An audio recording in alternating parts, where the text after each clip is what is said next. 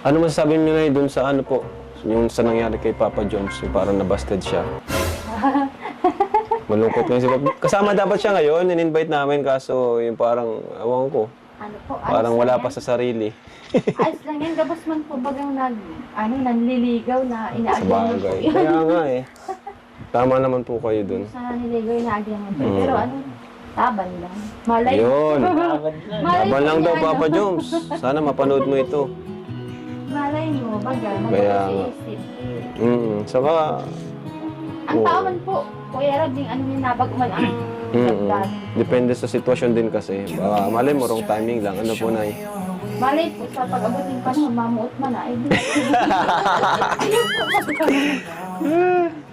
Ayan. Laban lang. Dapat si James din. Oo, dapat si Jones din. Dapat. Ewan ko ba dun? Ano ba nangyari kanina, bro?